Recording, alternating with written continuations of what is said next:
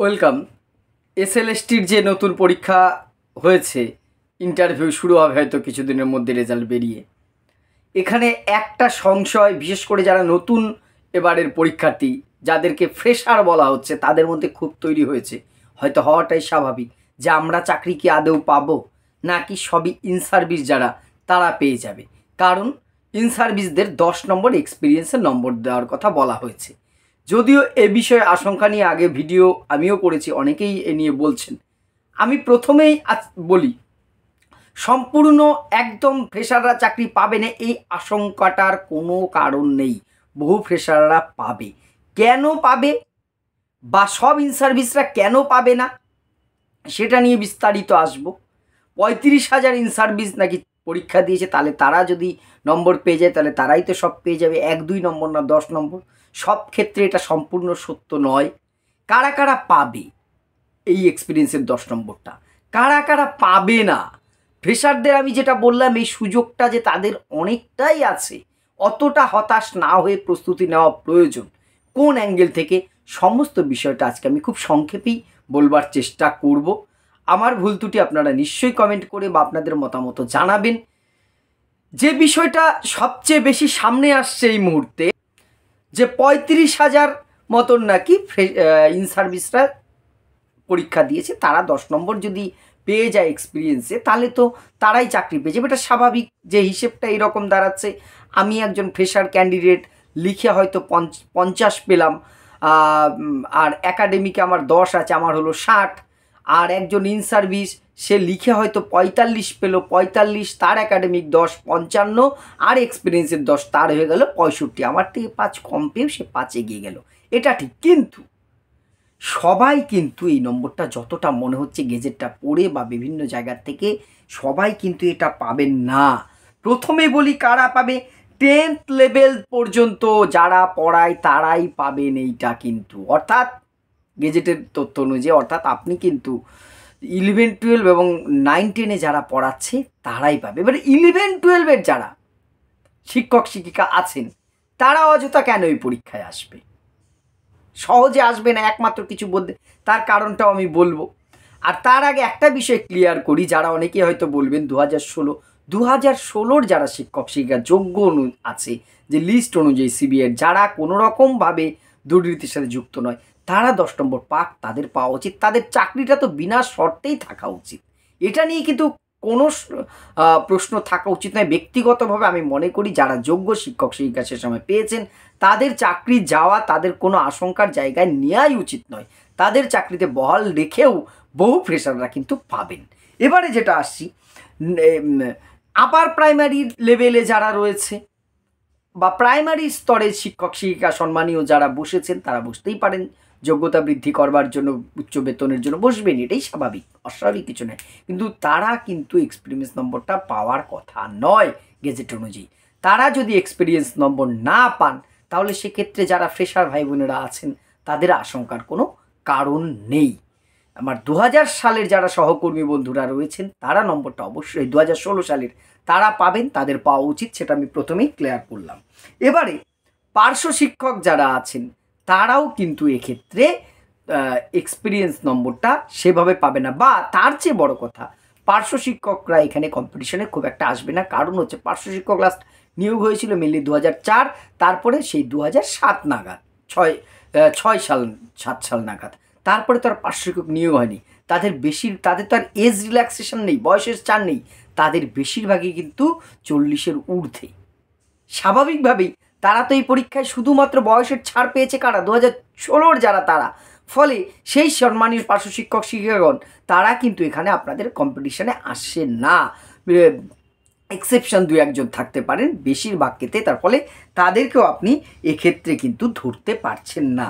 এইবার আসছি কন্ট্রাকচুয়াল যারা আছেন, তারা কিন্তু অনেকেই বলছেন সমস্ত কন্ট্রাকচুয়াল যারা শিক্ষক শিক্ষিকা আছেন তারা পেয়ে যাবেন। সম্মানীয় কন্ট্রাকচুয়াল যারা শিক্ষক শিক্ষিকা আছেন, তারা সবাই পাবেন না। স্কুল একটা কন্ট্রাক্টে কাউকে নিয়েছেন, তিনি এক্সপিরিয়েন্স নম্বর পাবেন না। একমাত্র ডিআই অফিস মারফত অ্যাপ্রুভ যে সমস্ত কন্ট্রাকচুয়াল টিচাররা আছেন, তারাই একমাত্র এক্সপিরিয়েন্স নম্বর পাবেন, নচেত অন্য কেউ নয়। এটাও ক্লিয়ার রাখা দরকার। তারপরে হচ্ছে অনেকের একটা ধারণা, কেন্দ্রীয় বিদ্যালয় এবং নবোদয় বিদ্যালয়ের সমস্ত শিক্ষক শিক্ষিকারা বুঝি আমাদের সাথে কম্পিটিশনে 10 নম্বরের এক্সপিরিয়েন্স নম্বর নিয়ে বসবেন।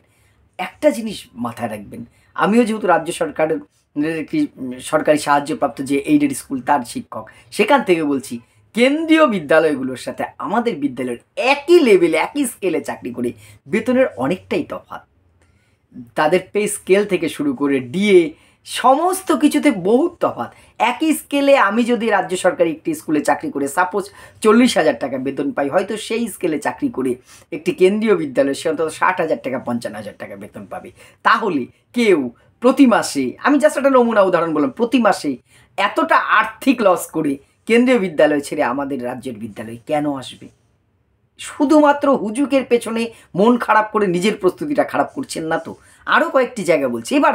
এবার যে কেন্দ্রীয় বিদ্যালয়ে বিভিন্ন কেন্দ্রীয় বিদ্যালয়ের কন্ট্রাকচুয়াল, সাধারণত সেখানে যে কন্ট্রাকচুয়াল হয় অনেক ক্ষেত্রে তাদের সে প্রিন্সিপাল বা তাদের ম্যানেজিং কমিটি যে কন্ট্রাক্টগুলো করে বেশিরভাগ ক্ষেত্রে 11 মাসের, তারা কন্টিনিউ করে না 12 মাসে। কারণ যদি কন্টিনিউশন হয় অনেক ক্ষেত্রে আইনি জটিলতায় তাকে স্থায়ীকরণ এই সমস্ত অনেক রকম ব্যাপার হয়ে যেতে পারে। এই জন্য হয়তো আমি একটা স্কুলে 10 বছর পড়াচ্ছি, আপনি দেখতেই হয়তো ভাবছেন এই টিচারটা তো ওই কেন্দ্রীয় বিদ্যালয়ে 10 বছর পড়ায়, কিন্তু তিনি তার খাতায় কলমে 10 বছর কন্টিনিউশন আসছে না, হয়তো 11 মাস পর পর তার কন্ট্রাক্টার রিনিউয়াল হচ্ছে, মাঝখানে গ্যাপ রেখে। অর্থাৎ আমি কন্টিনিউয়াস 10 বছর চাকরি করছি, সেইটা কিন্তু বেশিরভাগ ক্ষেত্রেই হয় না। ফলে খুব বেশি কন্ট্রাকচুয়ালরা এখানে আসবেন সেটাও নয়। শুধুমাত্র যেগুলো ডিআই অ্যাপ্রুভ আগেই বললাম হয়ে থাকলে, সেই ধরনের ক্ষেত্রে হয়ে থাকলে সেগুলো পাবে, নচেত সবাই যে পাবে তা নয়। আর একটা ব্যাপার যে তাহলে স্যার সবই ঠিক আছে বা আপনি এত বকছেন 2016-র বাইরে অন্য অন্য শিক্ষক শিক্ষিকা তারা তো বুঝতেই পারেন, একদম এক্ষেত্রে তাদের নম্বর পাওয়ার ক্ষেত্রে কোনো বাধা নেই, সেটা নিয়েও পরে আর একটু বলবো। কিন্তু কিছু 2016-র বাইরে, আগেই বলেছি এদের তো সব শিক্ষক শিক্ষার চাকরি এমনিতেই থাকা উচিত, যারা আনটেইন্ড আছে, যারা কোনো দুর্নীতির সাথে যুক্ত না, তাদের চাকরি কেন যাবে? তাদের তো হকের চাকরি, তাদের 10 নম্বর কেন? যে কোনো মূল্যে তারা থাকুক, তার বাইরেও আপনার পোস্টগুলো আছে। এইবার অন্যান্য একমাত্র কারা বসতে পারে 2012-য়, এর আগে এই সরকার আসার পর আর একটা এসএসসি হয়েছিল 2012, সেখান থেকে কিছু শিক্ষক শিক্ষিকারা হয়তো নবম দশমে আছে, তারা 11-12-এ অথবা কেউ বাড়ির কাছে আসার জন্য পরীক্ষা সেম স্কেলেও দিতে পারেন। এবারে সেটাও সংখ্যায় খুব কম। তার আগে যারা আছে অর্থাৎ 2010, 9, 8, 7 যারা চাকরি করে, তারা এর মধ্যে বেশিরভাগই আসবে না। কেন আসবে না? আমি ধরুন একটা স্কুলে পড়াই, আমার স্কুল থেকে আমার বাড়ির দূরত্ব অনেকটাই, আমি হয়তো পরীক্ষায় বসে ভাবলাম র্যাঙ্ক করলে আমি তো বাড়ির কাছাকাছি স্কুলে আমার এবার ভ্যাকান্ট আছে এডুকেশন পোস্টে, আমি চলে আসতে পারবো, বসলে পাস করবোই সেটা আমি বলছি না, আপনাদের প্রিপারেশন অনেক ভালো, তারপরেও বলছি কিন্তু জেনে শুনে অনেকেই কিন্তু এই প্যানেলটার সাথে নতুন করে জড়াতে চাইছে না। আমি কোনো খারাপ দৃষ্টিভঙ্গি দেব, যেহেতু এটা এই প্যানেলটা একবার ক্যান্সেল হয়েছে, একজন ফ্রেশার ছেলে একজন মেয়ে সে চাকরি চাইবেই, তার ক্ষেত্রে ব্যাপারটা আলাদা। এবার একজন ইন সার্ভিস যে কোনো বিতর্ক ছাড়া একটা প্যানেলে চাকরি পেয়ে চাকরি করছে, সে কেন যে প্যানেলটা নিয়ে এত ঝুট ঝামেলার মধ্যে রয়েছে, একবার ক্যান্সেল হয়েছে, সেই শিক্ষক বা শিক্ষিকাটা এর মধ্যে অত সহজেই চলে আসবে আপনার মনে হচ্ছে? যিনি নবম দশমে বা 11-12-এ চাকরি করেন, তিনি অযথা এই প্যানেলে খুব বিশেষ প্রয়োজন ছাড়া আসবে? সবাই একদম ফর্ম ফিল আপ করে দিয়েছে আর চাকরির এই প্যানেলে হলেই সে জয়েন করে নেবে? অনেকেই কিন্তু, আমি একদম ব্যক্তিগত অভিজ্ঞতা, আমার পরিচিতদের অভিজ্ঞতা থেকে বলছি, অনেক শিক্ষক শিক্ষিকা আছে যারা ইচ্ছে থাকলেও কিন্তু শেষ মুহূর্তে পিছিয়ে গেছে, যে থাক ফ্রেশাররা পাক, এদের যেহেতু এই প্যানেলটা নিয়ে অনেক সমালোচনা অনেক কিছু হয়েছে, এর মধ্যে থেকে নিজেকে বিরত রাখাই ভালো। সেই জায়গার থেকে কিন্তু 10 নম্বর এক্সপিরিয়েন্স থাকা সত্ত্বেও সব শিক্ষক শিক্ষিকা একেবারে এখানে এসে হামলে পড়বে সেটা ভাববেন না, দয়া করে আপনাদের প্রিপারেশনটাকে আপনারা কিন্তু খারাপ করবেন না। আমি ফ্রেশার ভাই বোনদের বারবার আমি অনুরোধ করছি আপনারা এটা করবেন না। কিছু 2012-র যারা আছে তারা আসবেন অবশ্যই, প্রমোশন, কেউ হয়তো 19 আছেন তিনি একাদশ দ্বাদশে আসলে একটু বেতন বাড়বে সেটার জন্য আসতেই পারেন, সে সুযোগ গেজেটে দিয়েছেন, অনেকে একটু কাছের জন্য অনেকেই আসবেন, কিন্তু সবাই আসবে সেটা নয়। এইবার এখানে একটা প্রশ্ন আসে, একটা কিন্তু কেস হতে যাচ্ছে, সেটা হচ্ছে যে এক্সপিরিয়েন্স নম্বরটা শুধু 2016-র প্যানেলের থেকেই পাক, সেটাই উচিত। আমি আগের ভিডিওতেও বলেছি তাদেরই পাওয়া উচিত একমাত্র, কারণ এবং সুপ্রিম কোর্ট বা হাইকোর্ট যদি শোনে, অনেক ক্ষেত্রে তো শুনছে না এখন মামলাগুলো আর 2016-র, কারণ কি? এজ রিল্যাক্সেশন কারা পেয়েছে? শুধুমাত্র 2016। এটা যেহেতু সেই 2016-এ নিয়মে পরীক্ষাটা হচ্ছে, মানে সেই নোটিফিকেশনটাকেই মডিফিকেশন করি, ফলে 2016-র তারা যদি শুধু এজ রিল্যাক্সেশন পায়, তাহলে এক্সপিরিয়েন্স নম্বর শুধু 2016-রা কেন পাবে না? আমি আইনের মারপ্যাচ অত বুঝি না, কিন্তু সাধারণ যুক্তিতে কিন্তু কি মনে হয়, একটা শুধুমাত্র তারাই যদি বয়সের ছাড়টা পেতে পারে, তাহলে এক্সপিরিয়েন্স নম্বরটা শুধু তারাই পাক। এইটা নিয়ে বোধ হয় কোর্টে গেলে আমার মনে হয় কোর্ট যদি কথাগুলো শোনে একটা ভালো কিছু আসতে পারে, আমি অন্তত আশাবাদী।